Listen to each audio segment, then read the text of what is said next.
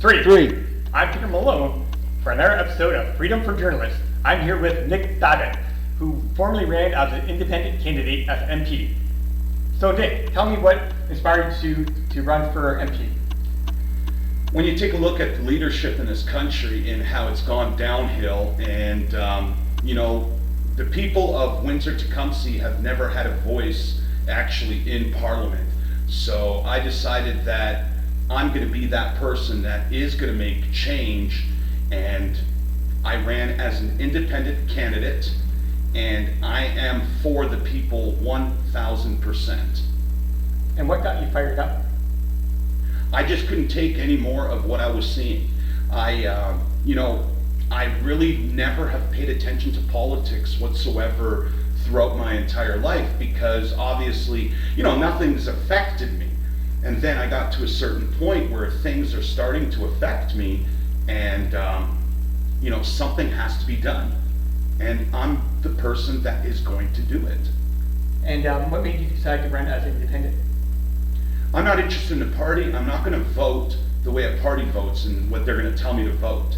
Let's just say, for instance, somebody makes a motion in Parliament, because that's how it starts. It starts off as a motion when you're going to create some piece of legislation to make law. So it's a motion. So somebody brings up a motion, a member of Parliament or whatever it is. Let's just say it's to make it so that there's OACs again in Ontario academic credits, right? Remember grade 13?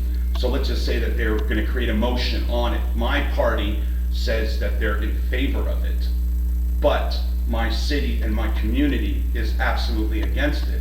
Well, I'm going to vote no.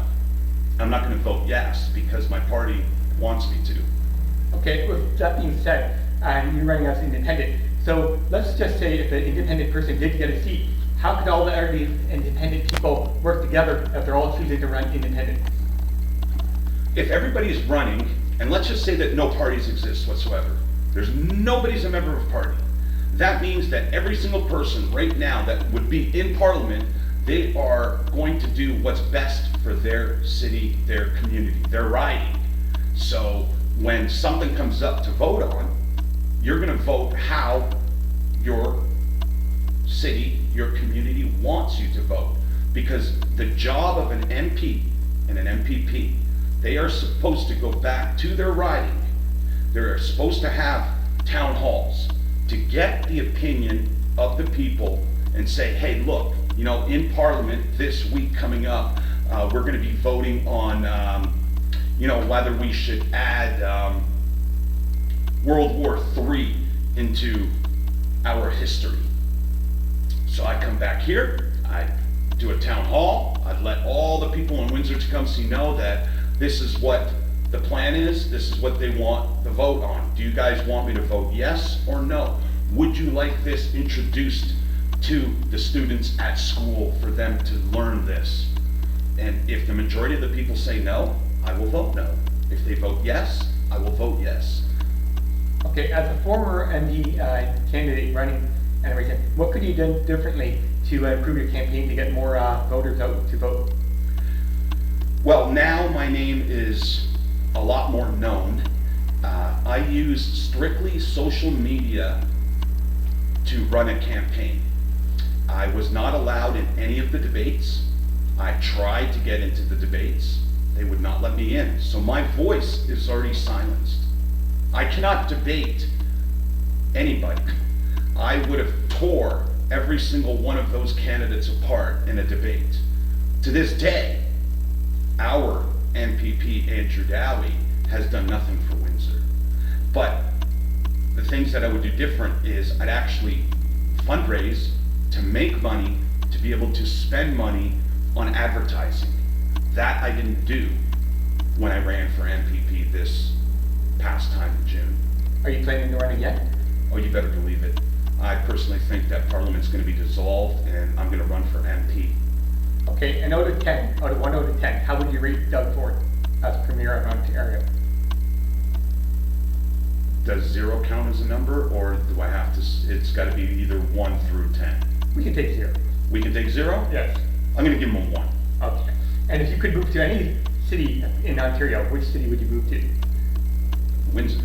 I'm in Windsor, I live in Windsor, this is where I want to stay. I believe that Windsor is the best city in all of Ontario, because it's not just because I was born here. We've got Detroit right across the border. We have, Windsor is Windsor. You drive 10 minutes, you're in the county. You can see stars, that fresh air, even the smell of farms. You can't do that in Toronto. You cannot do that in Niagara Falls. You cannot do that in Ottawa. You can't do that in other cities, but you can here in Windsor. So then it would be safe to say that you would be running for Windsor to come see in this area? Yes, sir. This is where I plan to stay. I'm not planning on leaving from here. Do you know anybody else that ran as independent and got into Parliament?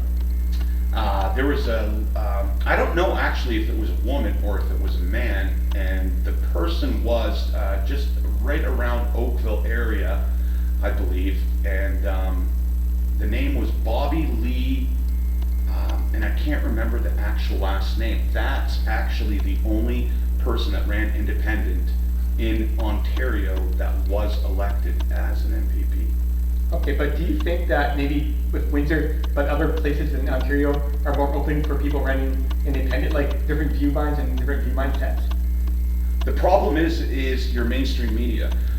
Everybody listens to mainstream media and they follow them like, I don't want to use that one word, but they just follow and listen to everything mainstream media says, and they talk about strategic voting.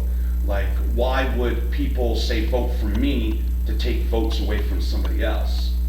And that's the wrong way of thinking. You should vote for the person that best represents your city, your community, your riding.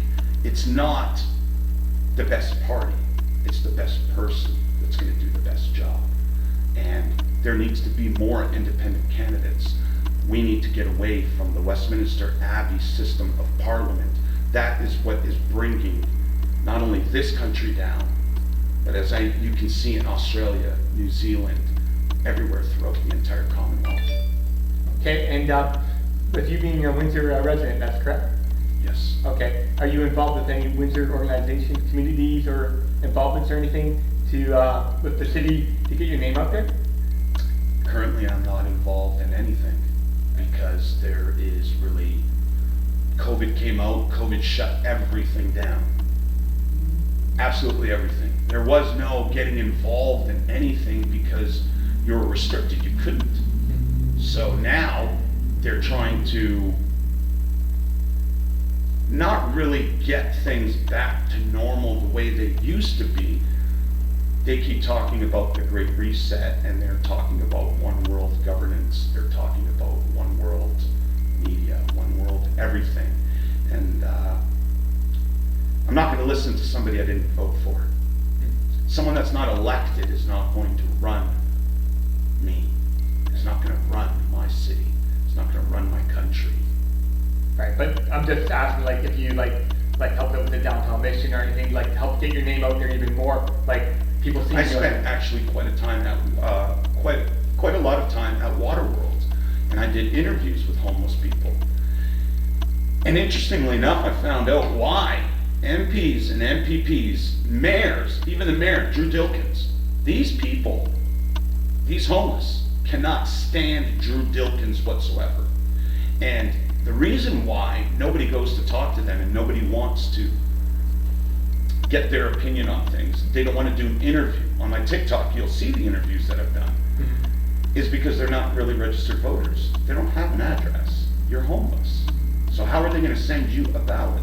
How are they going to send you a registration for you to register for the election? So they just dismiss the homeless. Wasn't for the last election, then they have them somewhere to go, like Waterworld, to register there for their address at the Waterworld building for their name on the voter? Because I don't think they would deny homeless people the right to vote and all that. I think there was a place for them to go. They're not denying their right to vote. They just don't want them to vote, plain and simple.